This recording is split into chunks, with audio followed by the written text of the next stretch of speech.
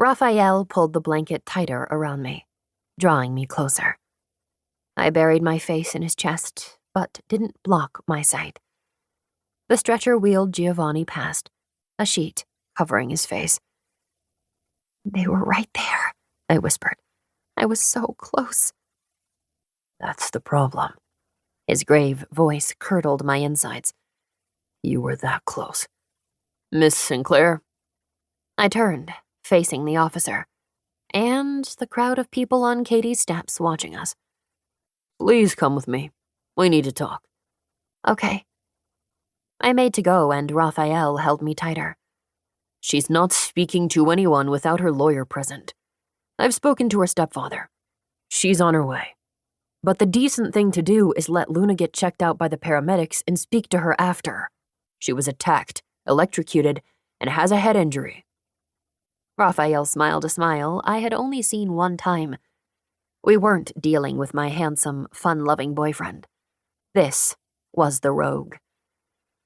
"I'm sure you wouldn't want it to come out that you denied her basic right to medical treatment in a rush to judgment. Something like that doesn't play well at trial." "Whoa, slow down," the officer gruffed. "No one said anything about trials or denying medical treatment. We'll wait for your lawyer. In the meantime," he flagged down his partner, "Officer Yang stays with you the whole time." All I could do was nod. My head was spinning. When did Raphael talk to my stepdad? Was it while Katie was talking at me, pelting rapid-fire questions that I couldn't keep up with, let alone answer? Was it while I walked through the deadly silent party, feeling the weight of condemning eyes like needles through the skin? Or was it while I played and replayed everything Giovanni told me in my head, before someone shut him up for good? It was them. The person who prompted Giovanni to chase me down in the middle of the night, high, paranoid, and frightened. The person he wanted me to protect him from. But we were both too late. I was in a daze as Raphael led me to the paramedics. Everything she said went in one ear and out the other. TOD Club. Truth or Dare.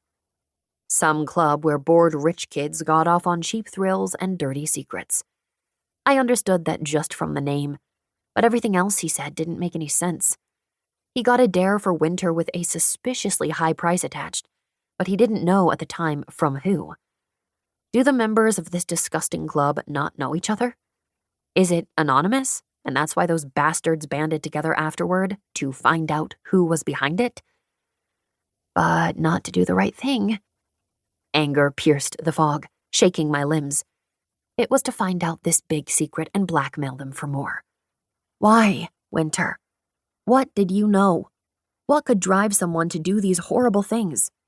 More money? More status? If that's the reason, I swear on my life, I will burn this whole town down. Miss Sinclair? Miss Sinclair? What's wrong with her?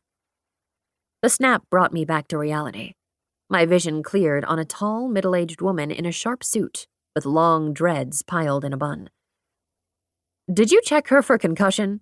she asked the medic. "The poor girl is in shock." "Hi, I'm sorry," I said, shaking my head. "Did Jack send you?" "He did, and you're not answering any questions until your parents are here and I have the full story." Okay. I'd never been so agreeable in my life. I was attacked. Giovanni was murdered, and the stun gun placed in my hand left no doubt who the killer wanted to take the fall. My gaze drifted over her head to the whispering, watching crowd. I helped Katie plan this party. I've stayed at her place many times, and I knew her security. She didn't have cameras in her home, but she did have them set up around the property and monitored. A random person didn't hop the fence and come for Giovanni. They had to be let in. They had to see the moment he followed me into the pool house. And they had to still be there. One of you killed him, and my sister. The rest of the night was a blur of arguing, tears, and threats.